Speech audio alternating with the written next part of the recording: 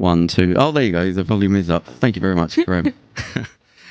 Beck Hill, how are you? I'm good. How are you? Not too bad. It's Rebekka. Well, like Becky. if I'm in trouble. Oh, right, yeah. Yeah, but just Beck. No Becky. Becky Hill is someone entirely different. When did you become Beck? I know, she's a great singer. Yeah, she's a very singer. good voice. Yeah. Oh, really? Yeah. When did you become Beck? I think I've been called Beck pretty much my whole life. Right, yeah. So in Australia, it's a really common nickname for Rebekka. Like, oh, right. Okay. Beck is a dime a dozen in Australia. And then I moved here and people are like, you mean Bex? Yeah. And I'm like, no, no. Right. Yeah. You must get I'm that like, a lot. no. I'm not. Yeah, exactly. Not a Bex. No. Yeah. Please, no. Do you go by nicknames or are you like Rebekka? Like a pro? People call me Becca here, but that's like what my dad calls me. So it's weird when suddenly people just calls me whatever. And then, yeah, I have all sorts of weird nicknames. People like to give you a nickname, don't they? Yeah. It's like, did I give you permission? No. Right. That was good. Yeah. But Becca's nice. When you I like introduce yourself to people, what do you say I am? Something. Oh, what do you do? Do you say stand-up? Do you say comedian? Do you say, what do you say? It depends on the context. What would be the content? Well, if I'm at an airport, like going through random. that, I'll lean heavily on. I write kids' TV animated shows because I do. Right. Yeah. And people, the questions about that, they're like, oh, tell me, and that's a fun thing. If I say I'm a comedian, right, they're like, tell us a joke, or they're like, oh, you're going to try and gig and you don't have a visa. Like that's right. So that makes sense. Yeah. What before we get to the comedy thing? What was there a life before? Writer. No, not really. So I basically finished high school and then took a year off because I didn't know what I wanted to study. I didn't want to spend 20 grand like on a subject that I didn't know if I would enjoy. Yeah. I didn't know what I wanted to do. I entered like a newbie stand-up competition in Adelaide, which means there's like 10 people who have all never done stand-up either. And was bitten by the bug. And so for years, I just had it as a hobby while I did whatever entry-level day jobs. I moved to Melbourne. When I was 21, I moved over here. After about 8 years, I was able to go full-time, and that was kind of always my thing. So the two things. So what you jumped into comedy. What was the tipping point for not being in comedy to I'm going to give it a go? Were you a fan of comedy? Yeah, I did. I was. My family watched a lot of like stand-up. They listened to a lot of stand-up tapes like when we're on long car journeys. And in Australia, the car journeys are very long. Yeah. So you work through them. Who were you listening to? Who would it have been? Oh, was God. it the normal? This is the worst part. Okay. Our favourite one was Bill Cosby. And it has not aged well. Well, actually, no, the jokes are great. The jokes are great. The person delivering them, not so great. Yeah. But sometimes that's the case. Like you judge them by their craft, not always about who they are personally. Yeah, like, being influenced. It's like me being influenced by Bill Cosby as a kid telling great stories is no different from like Bruno Mars being influenced by Michael Jackson. Yeah. I don't know if that's true, but I'm guessing. Exactly. No, I would say that's Plus, pretty fair. there wasn't a lot to pick from, really. Like, if you go Not back back 20 then. years, there was like what? Certainly not family friendly. Yeah. So but that didn't influence your comedy style, which I thought it would. No, I wasn't doing an impression. No, it was just a fan of comedy. Yeah. Okay, so when was there a sort of month where you thought, you know what? Did you see something? Did you go somewhere and you thought, I could do that? Yeah, my drama teacher, I went to him and I was like, how come you never cast me as the lead? Like the lead role, because he could see I wanted it bad. Like I loved drama. I did drama outside of school. Like I really wanted to act. But I would say I'm much better at being myself than I am other characters. Right, yeah. And I think he could see that. And he would always cast me as like the comic relief in a play. Quite often, regardless of what gender that character was, I went to like a normal, we call them public schools, but that's not what they're called. Just government. Yeah. Just government funded, like whatever the cheapest school is. Yeah. I went to that. So there were boys in my class, but sometimes I get cast as like a male character over them. Right. And I was like, why are you casting me as these characters? Why don't I get to be like the lead female? Yeah. And it happened to me as well, actually. Right. Yeah, I had a fake belly and everything. I kind of loved it though. but it's kind of fun. It is fun, Yeah. but at the same time, Strap you're like, yourself down. yeah, exactly. Hey, like, what's up? Yeah. But it's nice to like you just don't want to be typecast. You want to do different things. Like I can tell like you have so much to give, and you want to explore, and you want to have, but in fairness to him, they were fun characters and they were different. And he said, and look, I don't know if he was just being kind, but he said to me, it's a lot easier for people, it's a lot easier for a comedian to act than it is for an actor to do comedy. And he said it's really hard to get a comedic role right. That's why I don't cast you in the other roles. They do say that when people have been in a career for long enough, they said comedians always want to do serious acting and serious actors always want to try and do comedy. I thought Robert De Niro is a good example of that, but I thought that's just boredom. I don't think it's anything. Do you think that you were quite a mildly comedic sort of animated person, that's what he was seeing in you? Oh, 100%. I was not a calm, sort of methodical. He probably saw someone that's quite energetic, would be good on camera. Yeah, I was the class clown. Yeah, okay. So he was constantly telling me to shut up. But he was very supportive, and he said maybe it's worth trying stand-up. Right. It was never a job option. I think he was just looking for an outlet for my need for attention. He said stand-up. He didn't say comedy acting or anything. He said stand-up. Yeah. What specific? I think because I kept trying jokes out on people. Oh, you actually throwing out jokes? Okay, yeah, I'd come up with jokes and then even still, it's quite ballsy of him to go, well, just give it a go. Yeah, and also there was one stand-up comedy venue in Adelaide. Right. So I started watching and I would go to their new material nights. Right. I was, at the time, the only woman regularly gigging when I started. What year it was a small, 2005. Okay, so things have changed a bit with comedy. Okay, right. Yeah, so 20 years this year. And that was it. Hang on, how old were you then? Don't ask now, but how? 18. So I'm 38 Yeah, I was going to say, you must have been young. Yeah. Straight out of high school. You were 18 and you were going up to do stand-up. Well, it was more just I'll enter this competition and see how it goes. And it was just mostly other people had never done stand-up before. And then, I was like, I want to keep doing this. I like this. That is young for going into even to give it a go. That's pretty young. These days, though, since the pandemic. Especially with comedians, a lot of them is when they've given up on everything else and they go, right, I'm just going to do this because I can't hold a job down. So you're at 18 you went for? I think I'm going to disagree with that. I think most comics really want to do comedy and they've done a job and then it's taken them a while to work up the ability or the confidence. Yeah. I don't think anyone goes into comedy because work doesn't work for them. No, I'm thinking of one person I've had a conversation with.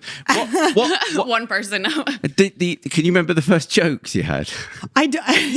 I do. I remember. I'm going to tell you. My none of them were great. Right. And I think it's good to put that out there because everyone should know that none of your first jokes are great. I do remember one of my first ones was something like, "Oh, my friend called me a tomboy the other day, so I punched him." And I was like, that was one of my made up in high school gags where I was like, yeah, I see what I'm doing there. Yeah, right. I said, not amazing, but I think it's important that people know the jokes aren't great when you start. No, we need to test them out. It's like repetition and getting into it. I will never top my brother's first joke. I still remember it to this day. It was when he was 5. He's 3 years younger than me. Yeah. So I would have been 8. And he came up to me, and I'm never going to write anything this funny. Neither is he. This is my favorite first joke as a kid. He said, knock, knock. Who's there? Yeah. Farmer Bob. Farmer Bob who? Farmer Bob, your house is on fire. Now, I just stood there. I'm like, what? He started cracking up laughing, could not stop. He was like shaking. There is no joke. It's just... And then I said, I don't get it. Right, yeah. I don't get it. And he went, what do you mean you don't get it? Farmer Bob is in his house. He's watching TV. Hang on, he said and it is on fire. Right. And someone has to go to his house and knock on the door and tell him it's on fire. That's how stupid he is. How stupid is Farmer Bob? And that was the joke for him, was that Farmer Bob's really stupid and someone has to tell him his house is on fire. And I was like, do you know what? That is quite funny, actually, now that you explain it. A British comedian, a couple of months ago, I heard this thing. And I thought, oh, God, I hadn't thought about that. He said, think about what it takes to be a comedian. He said, when you start, he said, you basically have to train in front of people that aren't on your side. He said, imagine if the first time you picked up a guitar, people outside your window had to comment on it in those first years. When you go, I don't know what I'm doing. I've got to start somewhere. And people start then heckling. He said, imagine people going past your window going, yeah, shit, you're not fun. You know you can't play guitar. You go, I've got to do it. And you go, ding, dong, ding. And you got years of that. He said, but comedians, there's no way around it. You can't do it in the mirror. You've got to be in front of an audience. Yeah. And the first twang of that guitar is sat in front of an audience. And for years, you're going to be twanging along and you've got to be able to put up with what they're saying to you and carry on. I thought, yeah, he's right. Where else do you train in front of people and there's no other options? But I think humor changes, like depending on which country you're in, like which audience you have. I don't know how you felt like. It does, yeah. Like experience from like being in Australia and then coming here to the UK, how different. It is a bit different. It was. But actually, I do just want to comment on what you just said because on the training in front of people, yes, technically, that is true. However, for every like non-laugh, for every time that someone's just staring at you and you're like, oh God, that didn't go down well, there are also times where it does land and nothing feels better. And if you were playing guitar and you're learning and someone walks past your window and goes, that sounds awesome. Yeah, that one, you hold on to that one. Right? Thing. And you don't learn, like you learn so fast. When you've got that, there's so many other different types of artistic expression that I've done, and none of it is quite, like I wrote some books for like ages 8 to 12, and I love writing. I loved writing as a kid. I always wanted to write books. It is so hard when you're used to doing stand-up because you don't know if it's good until you get notes back from the editor. And even then you don't know if it's landing with the audience until it's way too late. Yeah. You've done a year's worth of writing until you get, whereas you do stand-up, you think of a joke that day, you go to a gig, you try it out, you know instantly. It's immediacy, yeah. And the other thing is that so many people pick up, talk about hecklers and heckling. Now, I don't know if there's a side of comedy that I've just been lucky to avoid. Heckling and hecklers are really rare. Really? It's so rare because it takes a very particular type. Can I say slight curse words on here? Oh, yeah. It takes a very particular type of dickhead to heckle. Yeah. And they're generally people who want to do stand-up but don't have the guts. They think they're funny, but they're too scared to actually stand up in front of an audience.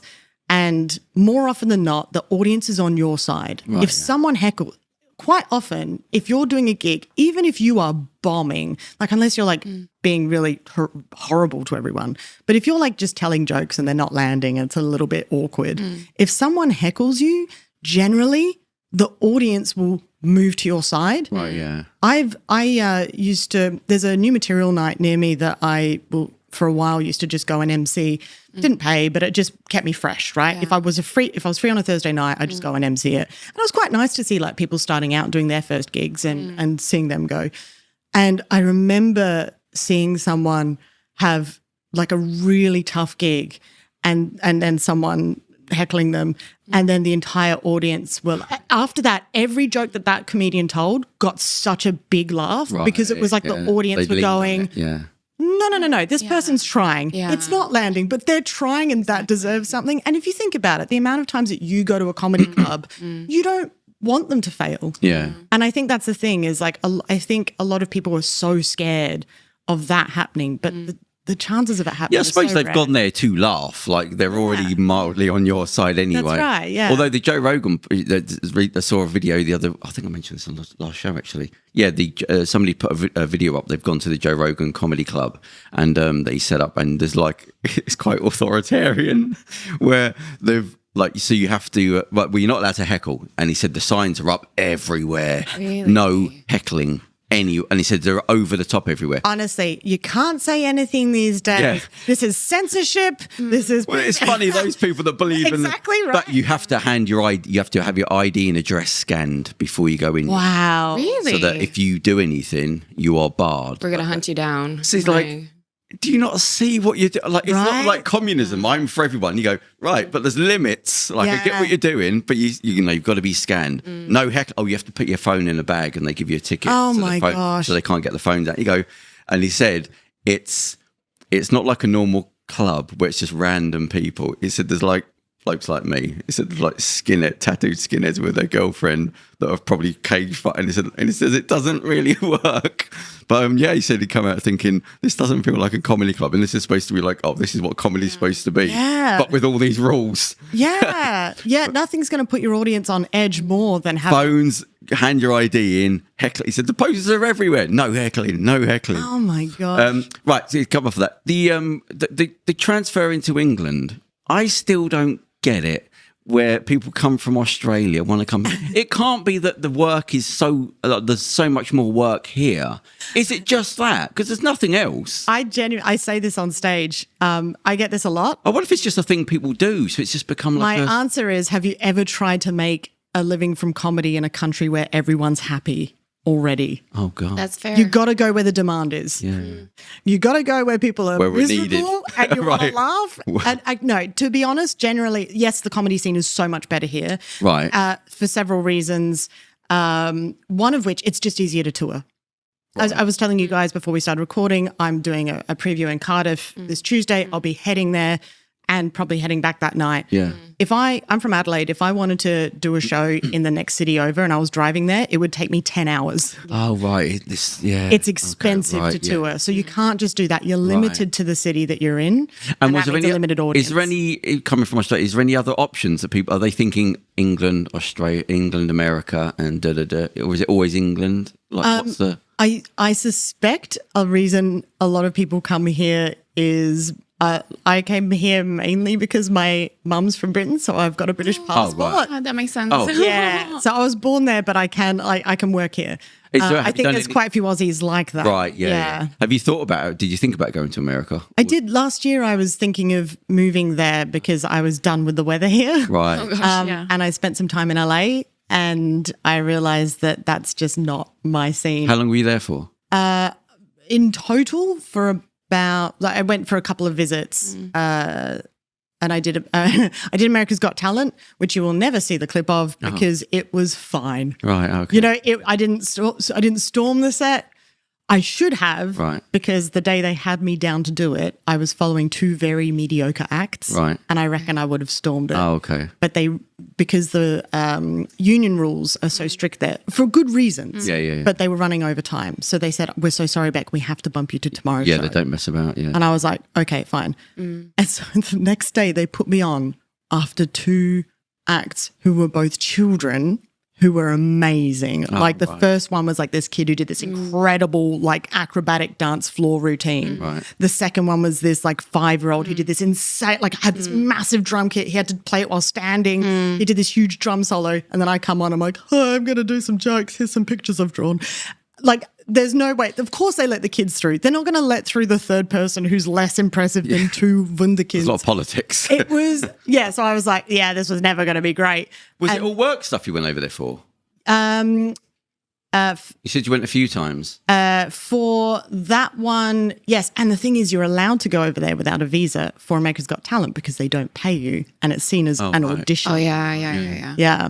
But the rest of it was just me scoping out the scene. Right, yeah. Comedy. Yeah, Okay. yeah. And I just found it a little bit, I don't know, it was like missing, there's a community to it here. There's a family feeling to it. Like, and everybody knows each other some way. And over there, it just felt a little bit, New York's a bit better. Right. But I don't know. I don't quite get the audiences there like I do here. I think here I like the little bit of Right, self-deprecation that comes here. Yeah. So what year did you come here? Oh, I moved here in 2008. So how old were you then? 21. Oh, God, you're still young. And that was pure, there was comedy. You weren't doing anything else. Yeah. Oh, no. I couldn't afford to live off of comedy Right. at that Yeah, stage. I was gigging a lot, trying to break in. I've done all sorts of jobs. Go on, like Marie. I've done, also including Australia. So I worked at a bowling alley. I was a travel agent for a while, Really? video games, arcades, door-to-door sales. Video games arcades? What year I is this? loved working in video games. In arcades. London? I worked in Melbourne and then I worked at Funland at the Trocadero. Do you remember that?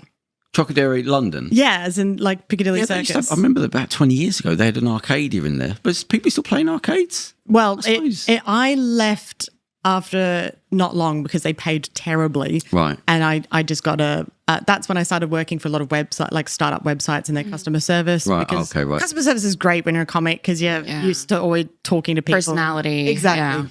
And websites are great because you don't have to dress up Yeah. for work. You're just sitting at a computer all day. But the the arcade I left, and a couple of months later they got shut down. Funland did. And here's a fun fact. It turned out they weren't paying their rent at the Trocadero, and they hadn't been like paying it for ages, and they couldn't evict them. They were like, the owners were trying to evict them, but like it's a big process.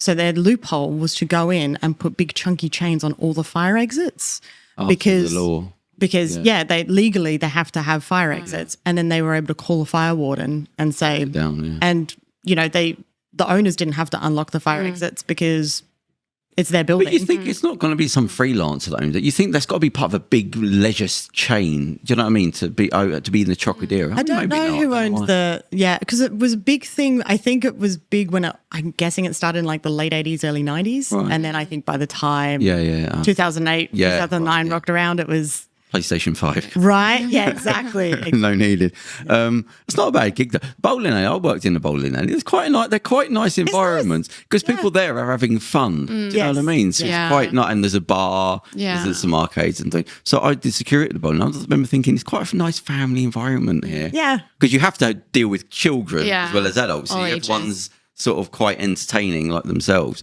Did you ever witness anything weird at the bowling alley? Yeah.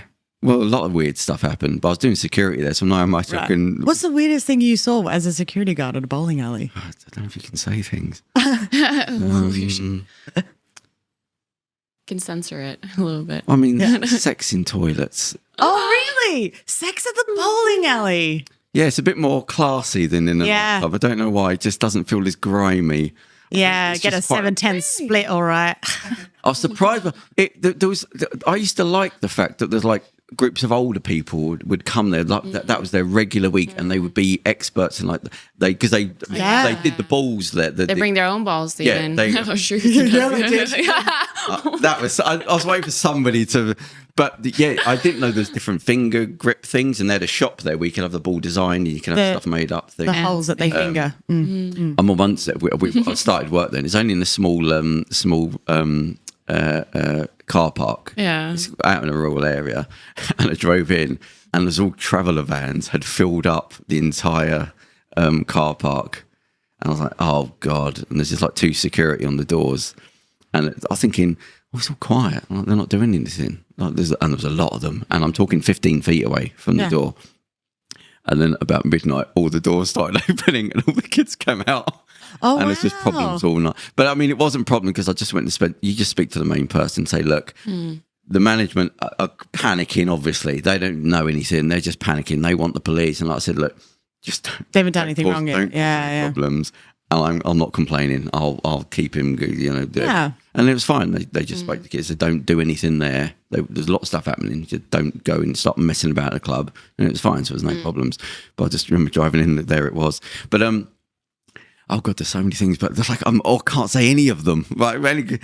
I'll tell you when I was working in one in Melbourne, there was a hen do, and you know how they tell you not to run down the alley, like the bowling alley, because it's very highly polished. And they'd all had one too many cosmopolitans, and the bride to be was like started running. Of course, slipped. Because it's the alley, and they were playing with the bumpers on, and she basically curbsided herself. So she slipped and then crunch on her teeth on the bumper. Girl, no.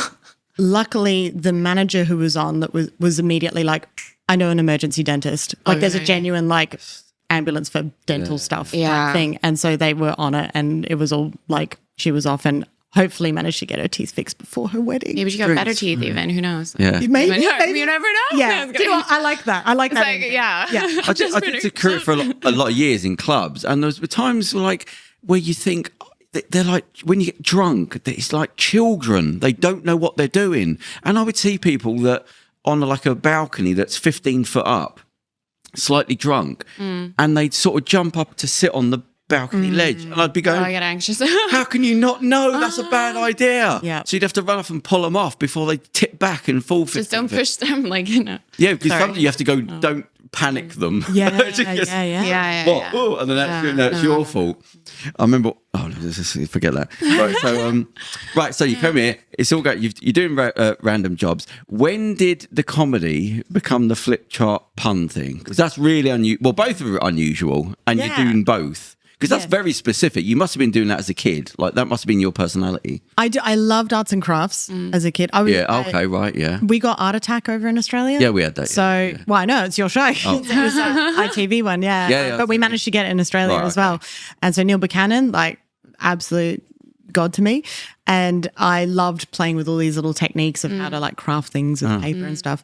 And then it was not long after I started doing stand-up in Adelaide, and I had an idea for a sketch that I wanted to do, just like a 2-person sketch. Not like a drawing sketch, but like a bit. Yeah. But I didn't have a double act partner, and I didn't want to get someone out of the audience and make them read a script, because then you don't know if they're going to read it right or whatever. So I was like, and I didn't want to like bring a friend just to do one bit and then that's it. So I was like, and this is pre-TikTok. Like these days, I'd be like, oh, I'll just make a TikTok, right? Yeah. I'll just film a thing with my friend or whatever. But this was when you're like, oh, you've got a full set. It's live. And so I was like, I'll draw them. I'll draw 2 characters and I'll play out the sketch on a piece of paper, because they don't need to move. They're just talking to each other.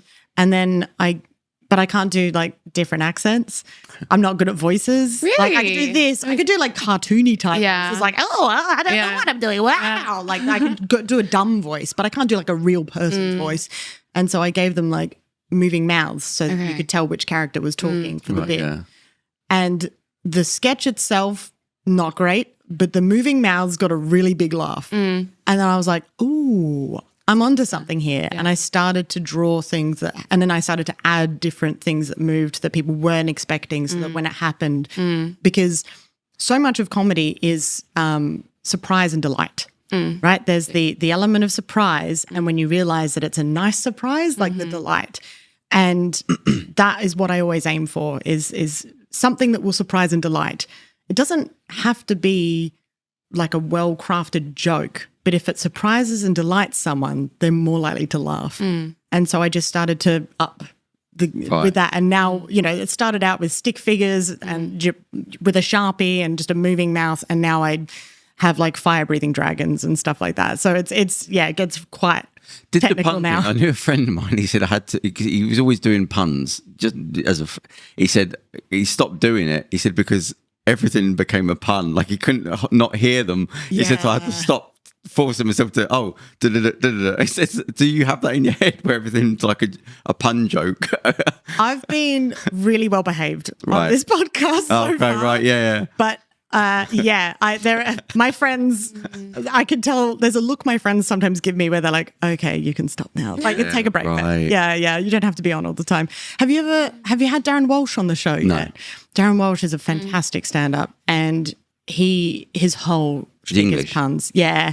And he does a lot of puns. Oh, really? A lot of puns. That's like his whole shtick is just puns. He's got so many in his head. Once you're kind of used to looking for them, he's actually got some good videos that went quite viral. When he's flying at Edinburgh Fringe, he'll just stand there and say like, free pun, anyone want a free pun? And then they'll come up and he's like, what do you want to pun about? And they'll be like, I don't know, flowers. Just designed for puns now. You can see them coming, He'll just start reeling them off like that. And it's magical to watch. Right. It's really good. But I remember talking to him once and I was saying like, because I get a little bit like that, but his is like, he will not switch off. Yeah. And I said, what's it like? And he went, honestly, I read somewhere once that someone would always do this, and it turned out they had a tumor that was pressing on a particular part of their brain, and sometimes I'm worried that that's what it is. And I was like, oh no, I'm pretty sure that's not what it is, but it does take over your brain. Yeah, it's a new way of thinking. I've heard a couple of different things where people have got tumours and it's made them act differently, or they found out they got tumour because they acted differently, then they go back. Can't say what it is, it's a bit weird. And one of them was Australian. But yeah, that's a funny thing. Or what? Just Australia? Like that's Just how they act? I was going to comment, but No, there was it's actually a condition, guys. No, it just happened because I listen to a lot of Australian stuff, actually. Yeah. Because I like Australian radio, so I listen to a lot of Australian science podcasts. Oh, nice. Because they're a bit more relaxed. America's a bit too extreme. Yeah. England's a bit too reserved. Australia have just sort of got it right. Yeah. Like, I listen to scientists saying bastard at 12 o'clock in the afternoon on radio, mate. And I go, that's all right. It's not graphic. Yeah. They're more, he's got a PhD. Have you listened to anything with Dr. Carl? That's the mate, he's Triple great. X, not Triple J. Triple J radio. Yeah. We actually had a producer who's supposed to haven't they worked from Triple J. Oh, nice. But Yeah. she got a job somewhere else that I put her forward for. But, I think there's a welcome card in that drawer for her. I didn't even get to give her because I was helping Send it to her. I was helping her get a job here while she was doing this. And she landed immediately got a job that was going to be on the weekend, so she couldn't do this. And I didn't even get to cards. Oh. But the card cost like £5. So I haven't thrown it away. I was like, get some Tip-X one day. Just put a different name that's down. right. Yeah. But so I like a lot of Australian radio. It's a nice. It sounds nice. What comedians do you listen to now? Is there any like that you like now? You said Darren Walsh. One, you didn't say you was a fan. You just I am a fan. I do like Darren Walsh. If you are a fan of puns and wordplay, Right, yeah, Darren yeah. Walsh is fantastic. And in fact, Glenn Moore is a great wordplay Right. punmeister as well. a few then. I didn't realise. Yeah, well, I used to run a pun-based comedy night called Pun Run. So I would that's book nice. acts Right. who would only do puns for 5 minutes each. You can't do more than 5 minutes at a club like That's that. too much. It is too much. But it was really fun. This is years ago. And the only reason I stopped is because it just, as you'll know, running something, putting something on, it's a lot of effort, especially when it's a regular thing. And a lot of people are included. Yeah, exactly. So it was just a lot of admin, but it was fun and the audiences were lovely. But so there are a lot of pun and wordplay. Adele Cliff is another great, and Adele Cliff has some great wordplay, and her show this year is called Adele Cliff. It isn't the consequences of my own actions, which is so laboured, and I love Every it. word of that's the name of it. That's the whole title of her show. Yeah, it's almost as long as mine, which is Guess Who's Beck? Beck again. Beck who's Beck? Tell a friend. Love it. We love it. We love a But that podcast. goes on the Yeah, sign. I think it's good. That goes on the sign, the whole thing. Right, okay. Yeah. That goes on the poster. Expensive. A little bit of a tongue twister. Yeah. Yeah, it's not like a registered. It's not like one of those personalised plates. Right. Like, not per letter. Yeah. When did the comedy writing come in with your book? The books. The horror. What is it? The Horror Heights. Yeah, The books, children books. came in. Actually, the timing for me was very lucky because I've done a lot of kids' TV stuff. I've written for In front kids' of the TV camera. stuff, in front of the camera as well. I did some live shows for kids as well. I do comedy for kids. There's a group called Comedy Club for Kids, the number 4. In fact, if anyone listening is interested in booking a comedy club for kids, you can Google them. There's a whole string of us comics who can do a family-friendly set. And so that. they put it on like a normal comedy club. They have like generally like an MC and 2 or 3 other acts. And it's like a normal comedy club, but it doesn't go for more than an hour. Mwah. Perfect. And the jokes are No drink, no family alcohol. friendly. I mean, Well, Depends on we the all parents, know- I guess. also, as we all know, kids are basically drunk adults Right, and vice yeah, versa. So, but it's really fun. And it means that you can chuck jokes in there for the parents that the kids aren't Oh, going to right. get. Yeah, But yeah. it's really fun. And so because I'd had experience doing that, I was asked if I had any ideas for kids' books. And initially, the idea had been for a book of 13 short stories. And they were like, oh, we don't do short stories, like anthologies for kids at the moment. We're not looking for those. Could you turn 3 of those into full books? And then the pandemic started. And I was like, oh, yes, I can. That will serve me well while all of my other work has dried up. Oh, that's So, so it was really good timing. How did the horror thing come about? Because that's quite specific. Oh, I was a big fan of Goosebumps growing up. That was a big thing for me. And then there's an author called Paul Jennings in Australia that most people my age grew up reading. And that was short stories as well. Short, some weird, uncomfortable, creepy, scary, funny stories. And in fact, those stories got adapted for television by the same author, Paul Jennings. The TV show made it over here. It's Round the Twist. So all of the episodes of that show, anyone who here watched Round the Twist growing up, that actually all stemmed from these books a lot of us read. And so, I'd always wanted to write stories like that. Do you like horror yourself? Yeah. Okay. So I saw the new Final Destination film recently, and it's so dumb, and I loved it. how many are there now, though? I think that's like the 7th or something. Yeah, it's like I watched all of the ones up to this one last year in a row, and they do get ridiculous. And this one was really What's one of fun. your favourites horrors that come to mind? Cabin in the Woods. Cabin in the Woods. Yeah, and people don't know a lot about that shit. It's quite really good. fun. Yeah. Yeah, I like that one. I mean, Scream is a classic because it makes fun of the whole horror film trope. And a really good comedy one, which kind of, I feel like it sort of peters out towards the end, but I still think it's worth watching because it's a really fun premise, is Tucker and Dale versus Evil. I knew you was going to say that. You know Tucker and Dale versus Evil? I knew you was going to say it. There's so many people who don't know it, but it's really fun. It's got Alan Tudyk in it. And It's a strange horror because you think it's like, it's out in the woods, you know, these lunatics out there. But it's like a lot of mistaken things happen where there's two nice guys that this other group move in, so a group of people move into this place and there's these two guys there, from what I can remember. And accidents happen where somebody gets killed, but they think it's these two guys doing it, but they're actually good guys that were trying to save somebody. Yeah. And it looks like the outcome looks like it's somebody them, will but- just run from them, trip and fall into a hedge cutter, and they're pulling them out, and it looks like they're stuff in the mix. So it just becomes this. So it's really well done. It's basically taking like all of the tropes of like teenagers, a normal horror thing, and then the hicks who are like, ugh. And it's just showing you it from the other perspective and being like, love what that, if yeah. they're They're innocent? trying to What if pull they're not somebody out. Or something. horror? I think they're sticking him in it. It's like it's really good. It's really funny. Yeah. Do you ever go to like the extreme horror? Do you go for the exorcisms or the 28 Days Later? Those sort of extremes? Or was it... I love a non-comedy horror as well. Yeah. I am less bothered about 28 Years Later. I think what I loved about 28 Days Later was it felt groundbreaking at the time. Yeah. It sort of felt like it ushered in a new era of zombie film, which we Well, weren't. it did. It literally did. Yeah, whereas Running I feel like is the filming of it, the London, it had everything. yeah, What yeah. about Weeks Later? Did you see that one? Weeks I did. It just It was didn't a different quite have director. the same. Yeah.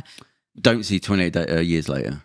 Oh, you seen it? Don't see it. Okay. Just a Okay. bit disappointing. Forget it. Just It just looked like it had a lot of talking. well, the thing is, as soon as they said they've got another one coming out in January, means they're doing two at the same time, and there's another director doing that. That means you're doing this and doing that.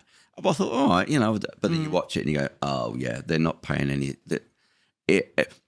The opening scene, which 28 Days Later are known for, and you could basically see the whole thing in the advert, like I mean, in the trailer. You're basically watching, and I thought, oh, that's really bad acting. How has that been allowed in? Why is that person there? Right, can I say what I was going to say? Somebody sent... No, I better not. I had a preview of the trailer of the film. Oh, right. Yeah. And I watched it, and it wasn't a great trailer. And I thought, right, that's a dodgy trailer. That's not really... that's not the real beginning. So I didn't watch the rest of the film. So then I watched it, and I thought, oh, that is the film. Oh no. Why is that edited there? Why have they done that? Why is that? Does one of the actors looks like they're smiling like there's some kids, and one of them's overacting, and you go, stage school kids where they've just gone straight to stage school. Yeah. Because it's easier. Just get them. And it's What a beautiful day! I am pronouncing so you can hear me at the back of the theatre.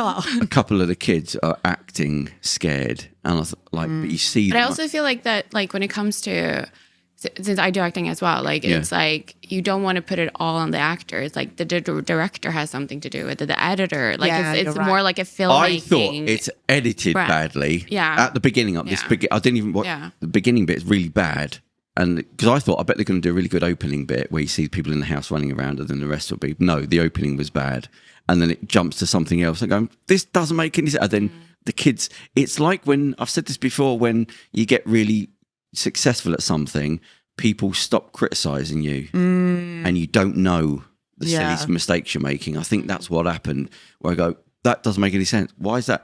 Why? How did that editing? Why would that person be stood there? Why is the mother over there? And I just, oh no, it's gone. So just remember 28 Days Later. Anyway, let's get off that. Do you I spoke to you about films. Do you watch a lot of films? When was the last time you've been to the cinema? Or a Netflix. Hardly anyone goes to this. I don't have time, no. I have a son that's 9 years old. That's why I think it's so good, like the books you have and like it's so interesting.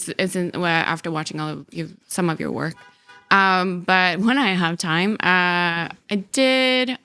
we went to see the anime, The Wild Robot. Oh, how was it? It was really nice. Oh, cool. I started crying at the end, and I normally don't get that affected by animation. But it was really good, actually. It was, I had some friend that recommended it as well. Like they watched it like a year ago, on a different platform. And I was like, okay, I don't get it, but sure. And then I watched it. I was like, such a good story, such a good, I don't know, it's like for everyone to watch, basically. Okay. But then I also saw Wicked. And then Gladiator 2, I actually laughed at the ending because it was just like, let's just end it like this. Like, I was just like, this is the most cheesiest ending. And it just felt like they were bored and like, we don't know what to do and like end it here. Like, it was so sad compared to the first one. And it just got like... That was a couple of years ago, wasn't it? The Gladiator 2? No, it was this year. No sense of time. That's okay. Gladiator 2? Yeah. It was this year. Or was it the end of last year? Recent. It was pretty recent, or at the end of last year. You think you're the first one? Or exactly, back. Do you go to cinema much? Not. Do you know what? Not as much as I'd like. What was the last film you went in and paid? Actually, I saw Ballerina last night. Oh, right. It's awful. It's absolutely awful. Yeah. And in my opinion, but that's okay. That's why. Yeah, exactly. And look, I never want to. It's hard to make anything.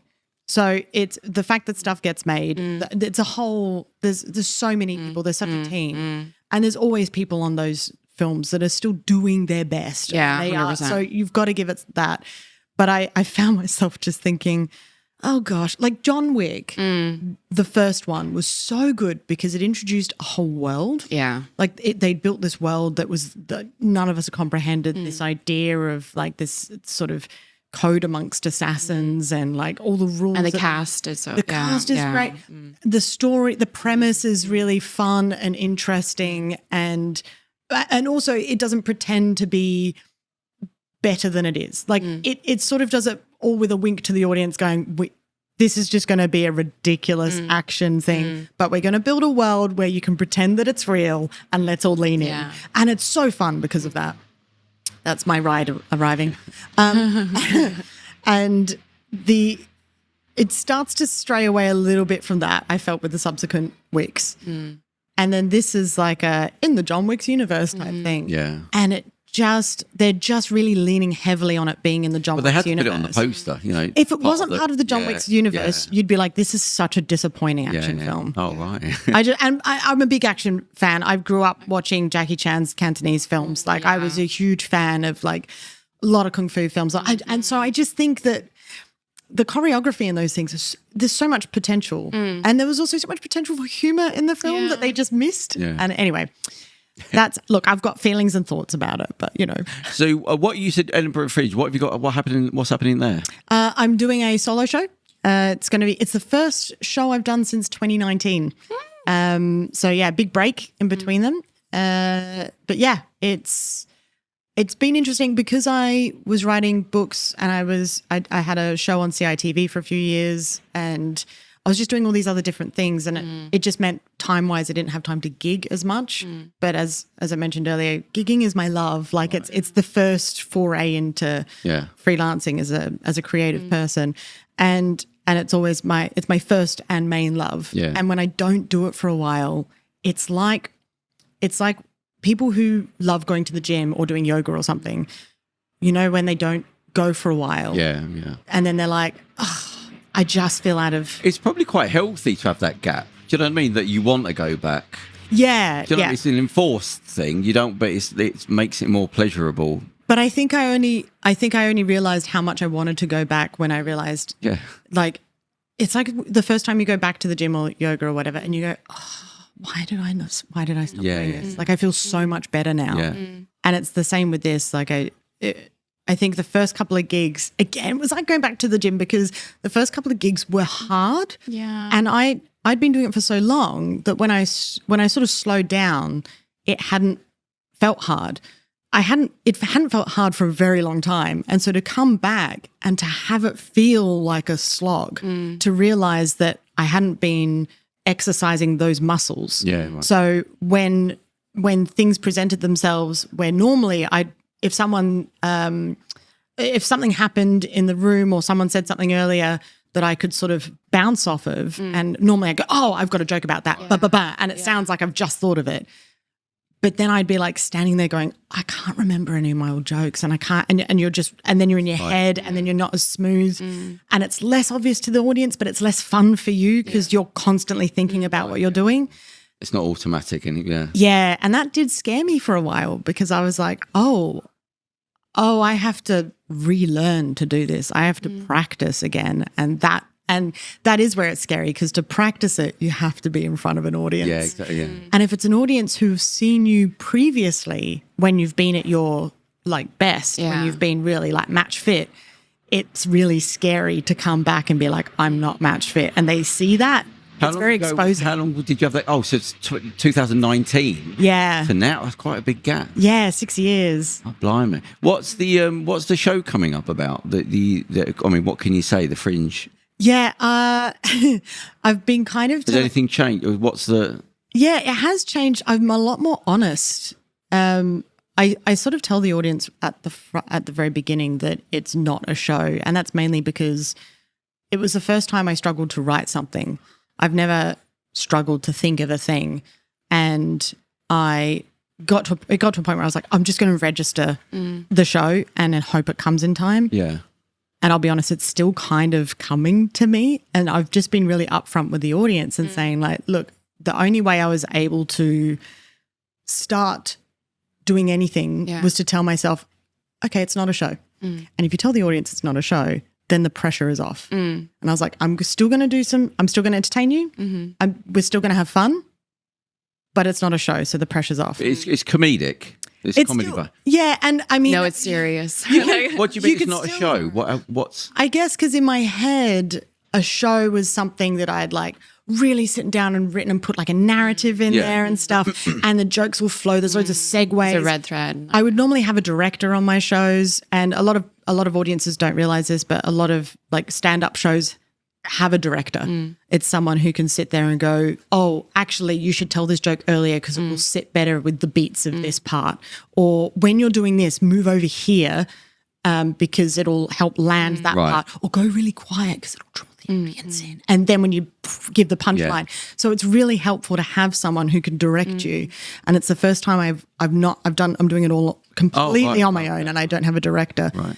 And so I was sort of very honest, this is going to be very messy, but that's who I am at the moment. I've had a lot of life changes in the past 6 years, and so it's very much a reflection of where I'm at in my life, and I never tend to talk about my personal life on stage that much. I was going to say, is there a sort of Rubicon line now you've crossed, or is this just a one-off thing? Do you feel like things have changed now? It's going to be different going forward? It's a good question. I think I'm sort of halfway between, I think I'm yes on both of those at the moment, and I think after August I'll have a clearer idea of what direction I'm going. How have things been in the last few years? Have there been any major ups and downs you can talk about? Let's see. The TV channel that my show was on closed down. I had another TV show deal fall through and I got divorced. Right.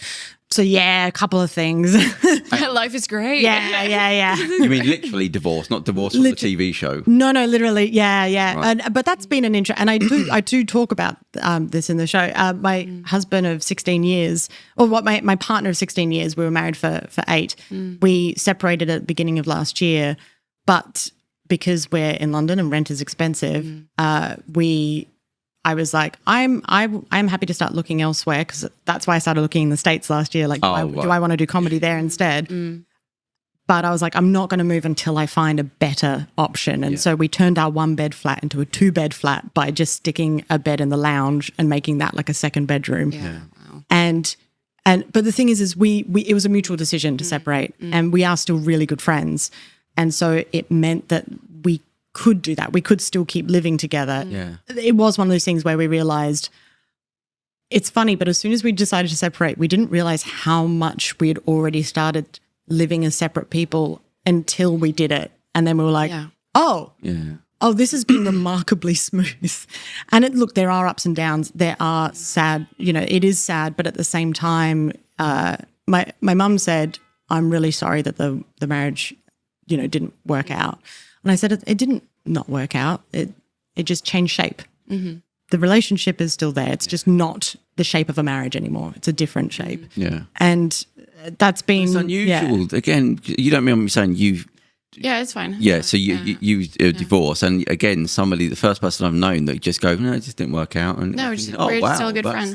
That's great, yeah. No, but I also know, it's a slow process. It was going that direction. Yes, yeah. But then you have to make a decision where to go forward, and then you're like, oh, that's... actually quite smooth. And it's hard, but it's funny the amount of people I know who have been couples in same situations who are, and I know, you must know what it's like. It's so scary because you don't know what comes next. You don't know what's afterwards. And so I think a lot of people stay in marriages where neither of them are quite as happy, or where the marriage has served its purpose. Both people have grown as much as they can in each other's company, and then they've stagnated. They've become complacent.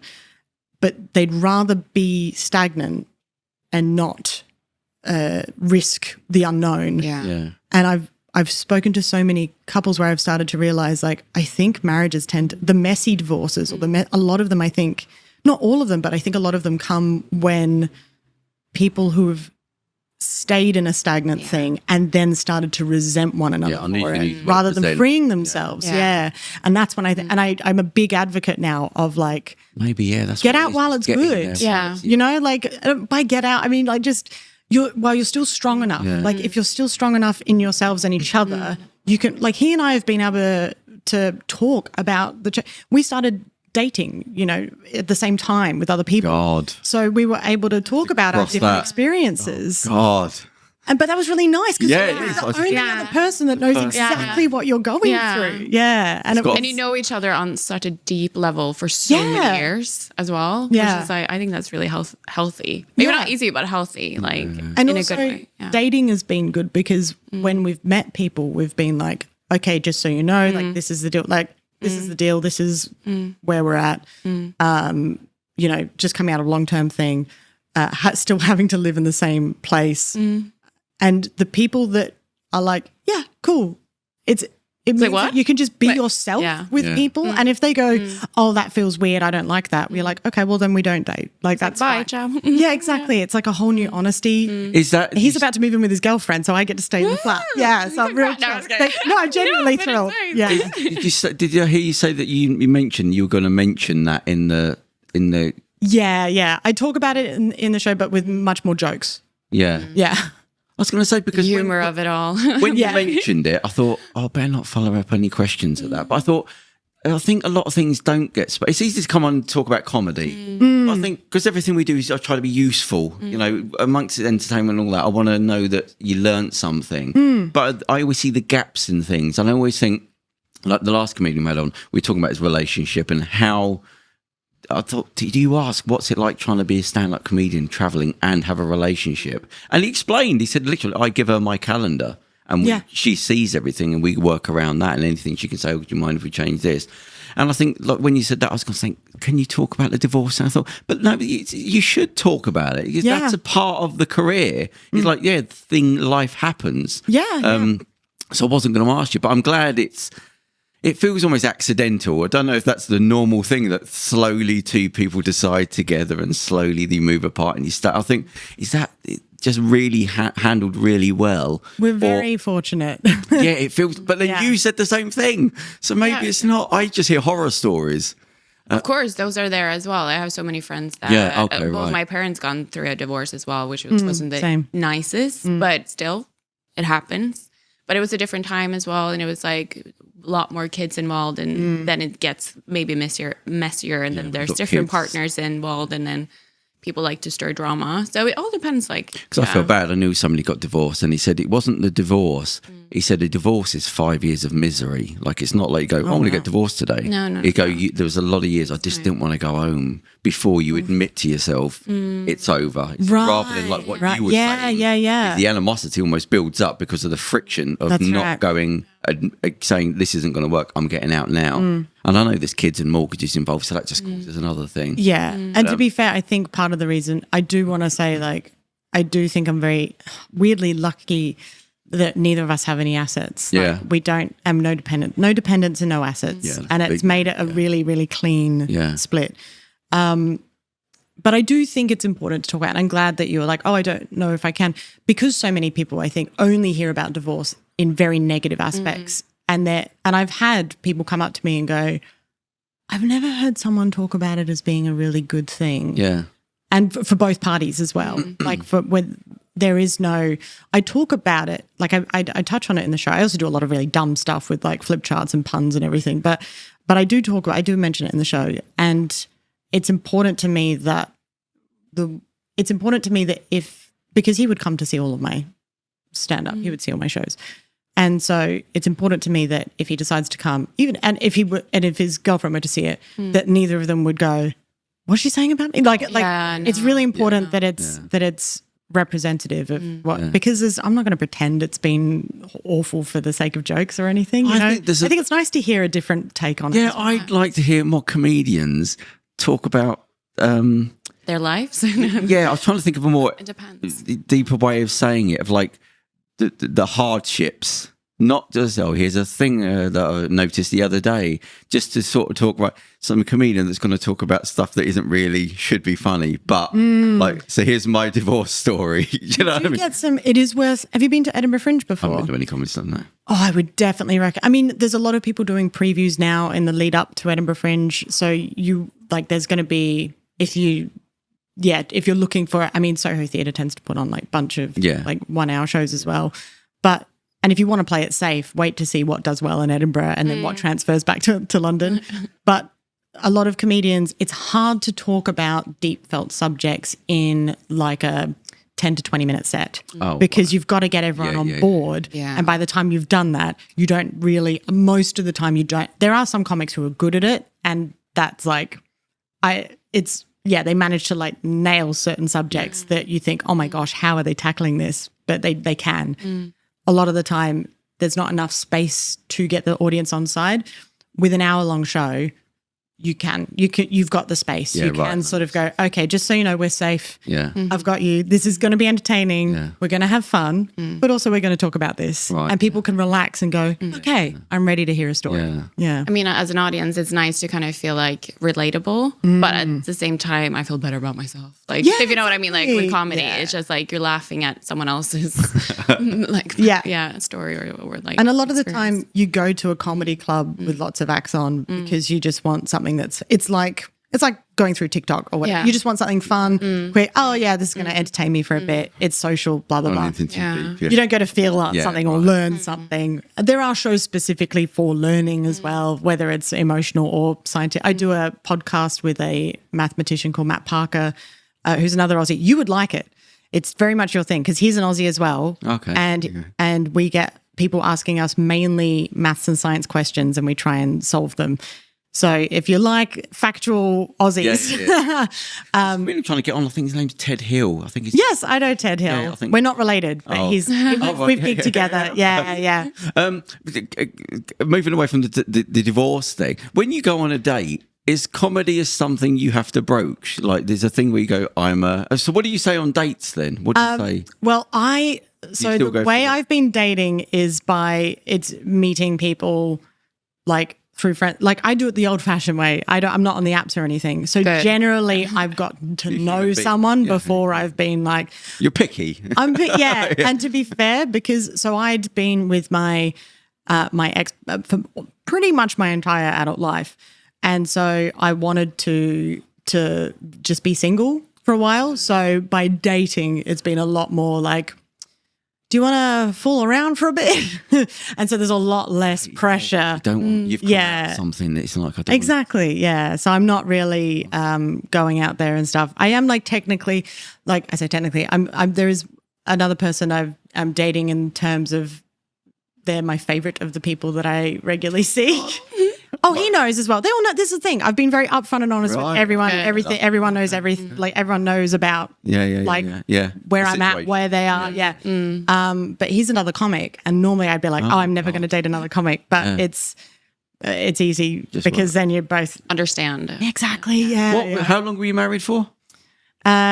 8 years, but we were together for 8 years before we got married. How does that feel when you start going on dates again? Anything? Did it just you click back into it, or did it feel strange? I never really. So again, this is another thing I talk about in the show. I always met the next boyfriend when I was with the previous boyfriend. Were you internet dating? I'm sorry? Was you getting meet? I've never done internet dating. I thought that was internet dating. People stop when it goes bad, they just go straight back onto the internet to sort of have somebody ready to jump on. No. So I was there was high school sweethearts, and I'd always meet the next boy while I was with the current boy, which is not good. Right, yeah. And then when I was 21, I met my ex, and he was an usher at my first ever solo show at Melbourne Comedy Festival.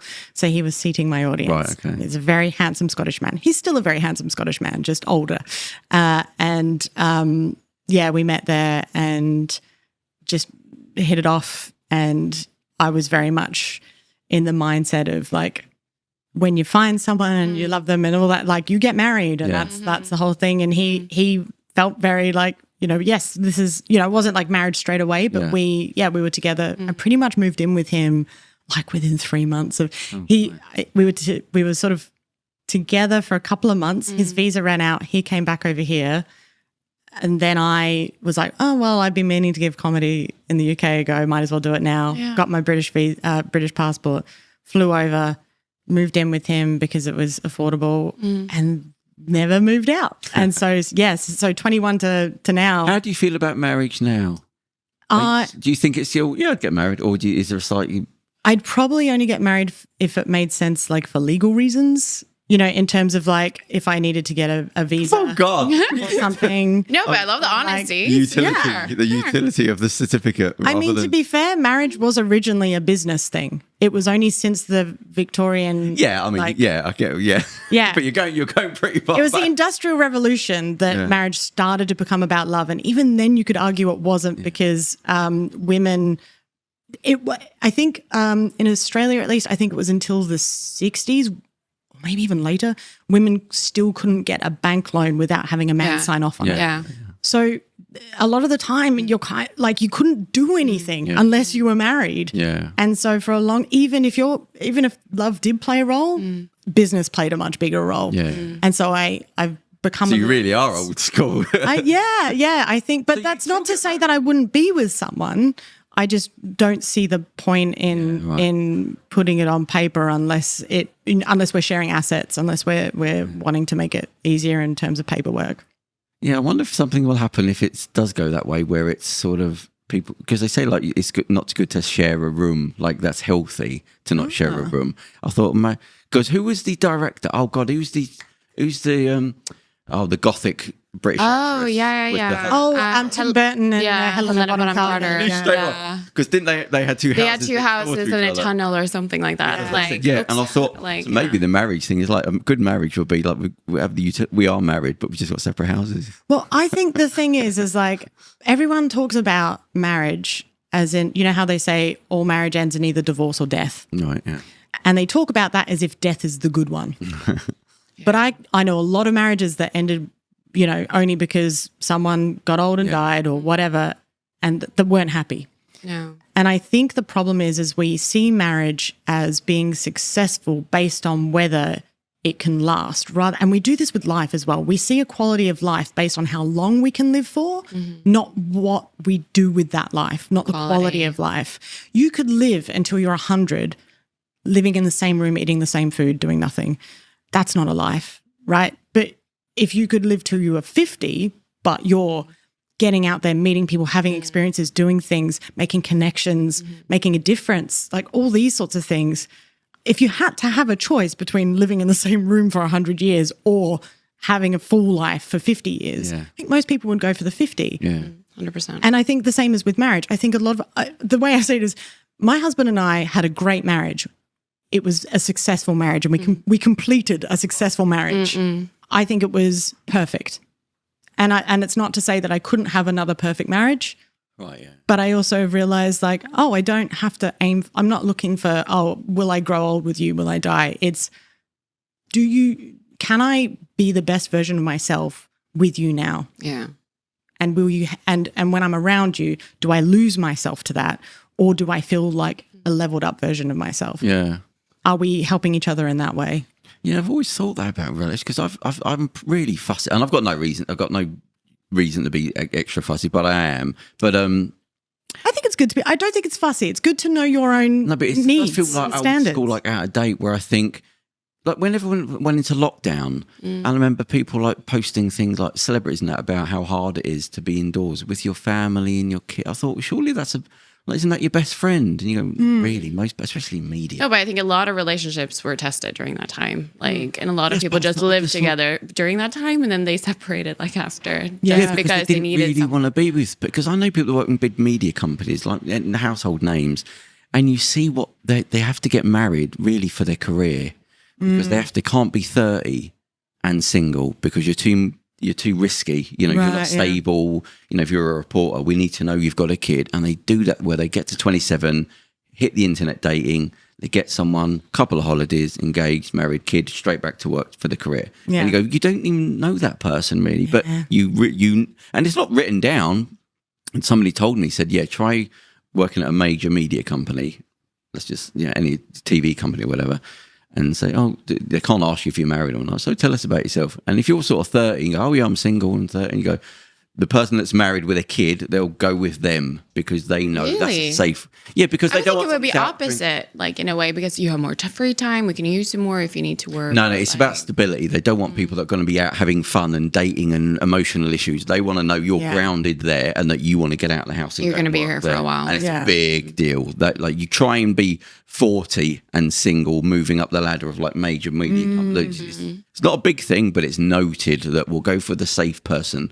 But if you're seen as a sort of, if you've got a family that you're trying to support and you're then trying to create a stable life for them. Yeah, it's everything. It's they want saying stability. You're a grown up. They can rely on you. And it's not real, but it's sort of, you get the go, that's the more serious person. Yeah. But it's a big thing in big media companies where they will say, so tell us about yourself. And they're basically, what's your dating? Are you going out getting drunk with your mates? But I've experienced the opposite, like where people are like, oh, you have a kid. Oh, how is that going to affect But that's because you're a woman. Yeah. Yes. But still, like, I'm just like, well, and it was so funny because I kind of proved them wrong. I was there always like way earlier. I stayed later. A lot of people called in sick. I came in anyways. Like I did, like, if you know what I mean, like you put a good, like you're here to work. That's why I signed up for. And then all the other ones that should be more reliable didn't. All the mums that I know, and they've had the same thing. A lot of them have had like, you've got to get, it's like, especially single mums as well. They are the most like organized, on it. They are the reliable, like they might not feel it. They might be like, my life is chaos, but they are holding that fort in a way that I can't. I really struggle to look after myself, and I look at my friends with kids, and I'm like, "How are you doing?" But it's because you're forced to have a schedule. I'm guessing that's been your experience. Like you've got to provide a sense of stability for your son. But it's like, it kind of helps that you're focusing on this other person. And then sometimes, like I learned over like the past year now, like, no, I need to fill my cup a little bit more. Yes, exactly. Because otherwise you're hitting a wall and then you're like, you can't give anything to anyone. And then you're just standing there like a skeleton, kind of like. Also, it's really good role model behavior. Like kids need to see their parents, especially their mums, putting themselves first. Oh, 100%. Like it wasn't until I was this age where I started to go, oh my goodness, my mum, like my parents got divorced and she'd had to go through all of this, but it was, they're friends now, but like it was rocky and I didn't fully appreciate what she'd been through until I reached this stage. And then I was like, oh my gosh, like you just take it for granted. Yeah. And the amount that she put other people ahead of her, the amount that she didn't, I wish so much she could have had more belief in herself at a younger age, because I feel like things would have been much more enjoyable for her for a really long time. Yeah. She's now enjoying it. She's like making up for lost time, and I'm so proud of her. That. Yeah. The story ends well for everybody. It does. Yeah. Yeah. I couldn't be prouder. So Edinburgh Fringe, when's that? So that's essentially the month of August. My dates are from the 9th to the 24th. And the show to look for is called? Guess Who's Back, Back Again, Beck Hills Beck, Tell a Friend. Okay. What social medias are you on? I'm on pretty much all the social medias. Right. If anyone, whatever platform you've got, look out for me. I'm a Beck Hill Comedian or Be Chill Comedian if you read it wrong. What's the issue with comedian I've always worried about? With social media, when you're putting stuff out there, does it sort of like, oh, now everybody knows what it is? Do you know what I mean? They've sort of seen your show more or less before they've come. Yeah. Doing comedy and stand-up. They've sort of... It's funny. I found, so the things that I tend to put on are the more sort of performance, the flip charts and things like this. Oh, right, okay. But I find that a lot of people like seeing it live. It's like it's the difference between hearing a song that you like and then seeing the band play the song. Oh, okay. And I've found that at first I used to think, oh, if I put it out, I used to not put up videos until I was done with the bit and then put it up. And then I realized that people were coming to see me because they'd seen those videos. Yeah. And I would have to bring those bits back out of retirement and be like, I'm going to do it again. So funny because I heard as a comedian, he said he would do older stuff, and he said it was annoying because some people would come to see him and say, do the so-and-so joke. And I thought, but you've heard it. He go, oh no, so there is a sense of they want to, of it. And like, how often have you seen not even like a show, but like a film or something?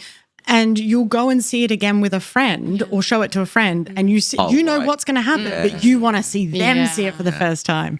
And so you're doing TikTok and all those sort of things? I'm less prevalent on TikTok. I do have videos. That's the main one. I think I know I should. It's sickeningly annoying how it annoys me when we put things on TikTok and it goes, well, it does better generally than full-time stuff. You go, the world shouldn't be like this. You go, tough. Yeah. That's where the thing is. You go, I don't want to be on it. I haven't cracked it yet. It's the things that go big on there that don't, like, then never the ones that I think are going to go big. Right. Yeah. And so I haven't quite figured it out. So I'm still not as active. I've got friends who are like, Beck, now's the time. Post this or do this. Yeah. I'm much more prevalent on Instagram. It's got like a nicer community feeling, I think, at least for like my age. YouTube, I do want to get back to doing more YouTube videos. I wanted to start doing more at the beginning of last year and then divorce. But I want to get back to doing more of those. Have you given up on Facebook like everybody else? I have a Facebook page. I've got a lot of followers on my Facebook page and I don't use it. We were just saying, I feel like I should. Being on Facebook, and he said, yeah, I think we were on there once and we came off it. Do you see the who's the chick that she used to work for Facebook and she came out, the executive, and wrote a book. She was on 60 Minutes Australia. Oh. Yeah, something winner.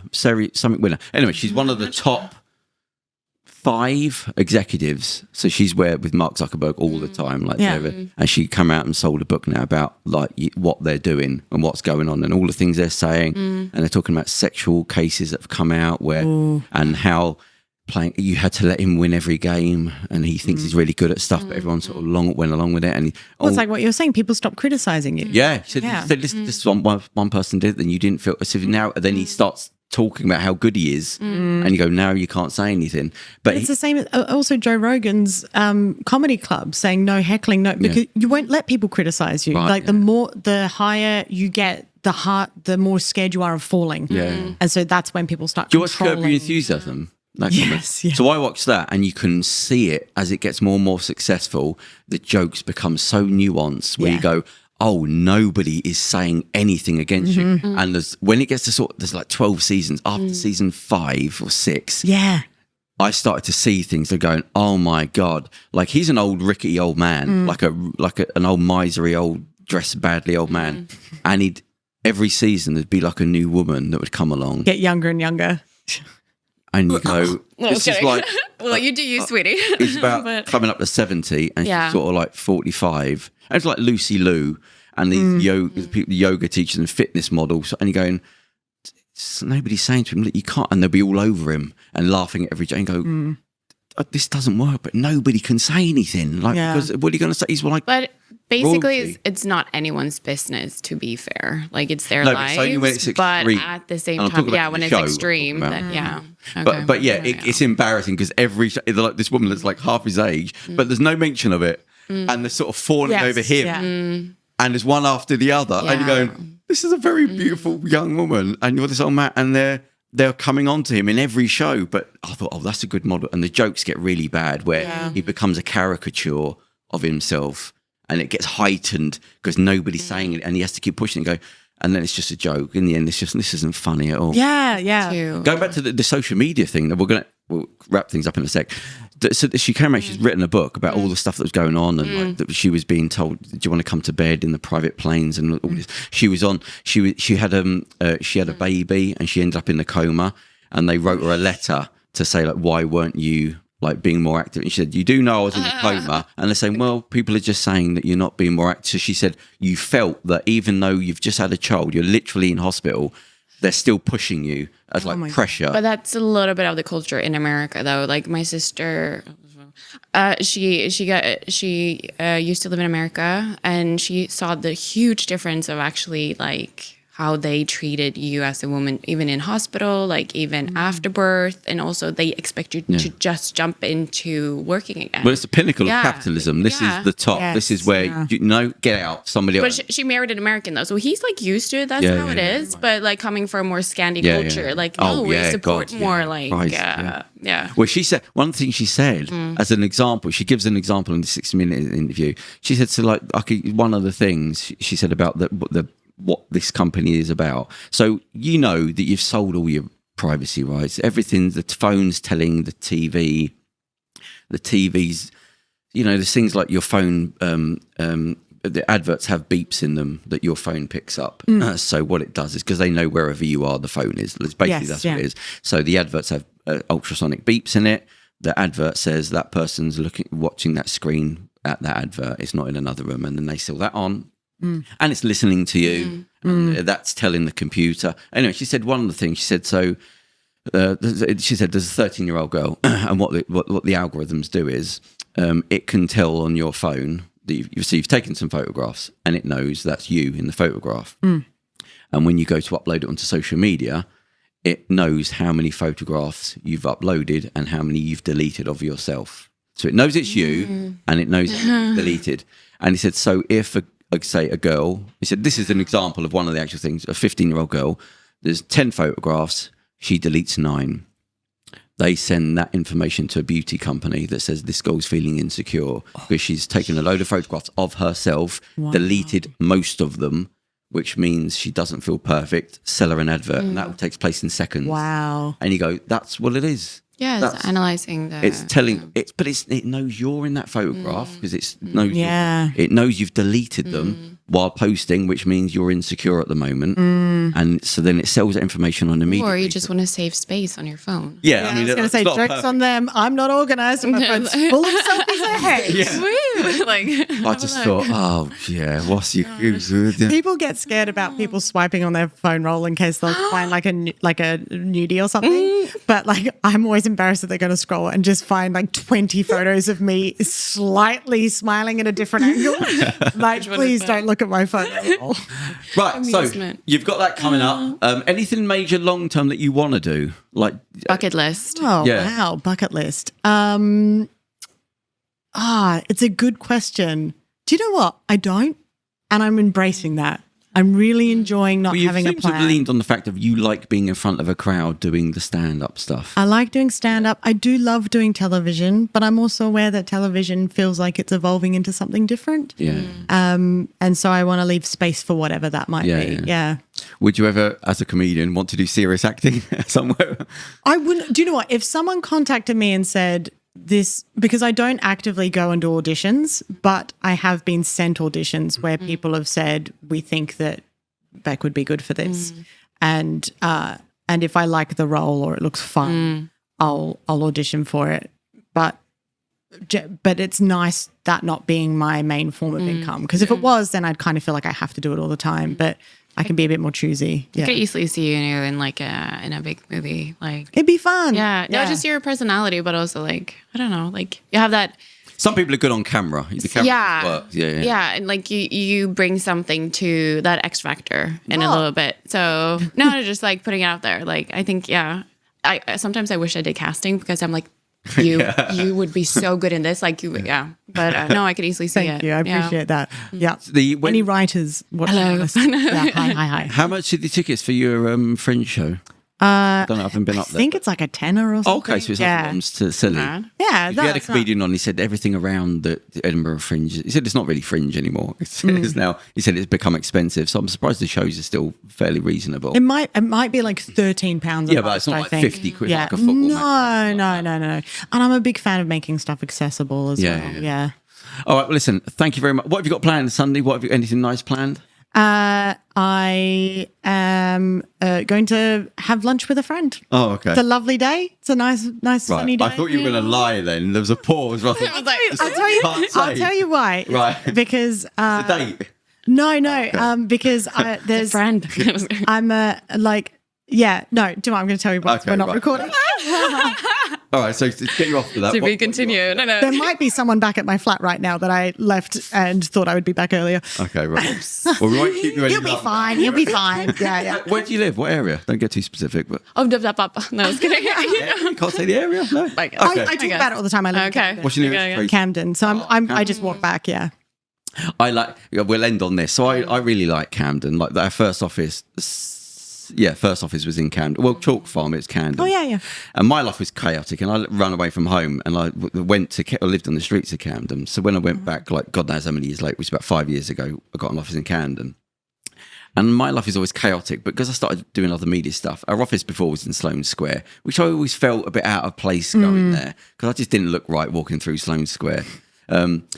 So when I went to Camden, I came out one night. I was there again, and like last night, I was there in the middle of the night doing stuff, putting whatever in, and I left. And as I came down the stairs, there was obviously a police car to the side of the building. No sirens, it was late, but the blue light was flashing. And I went round the corner, and there's two girls there in their bra, pissed. I think it was like half stag do at the end of the night, two of them, and they were trying to pull the policeman's hat off, and they were sort of laughing. Oh my gosh. So don't worry about the bra. It seemed like jovial to a degree. Yeah. Then I went round the corner where the car was parked, and we were right near Chalk Farm Station. And what do you call a man dressed as a woman came out? Yeah. Dressed as Cruella de Vil Okay. with a dog, but not like cheap. Like that could have been a Hollywood. Lawn. Yeah, and it looked good. It didn't look cheap. And as I could still hear the girl giggling, and I could see the blue light, and I thought, oh, this is where I should be. Yeah. I'm back home, like where the bit chaotic. I love nutters. The lights are going, but it's friendly. You've got somebody walking out. I think Camden is a really good place to just be yourself.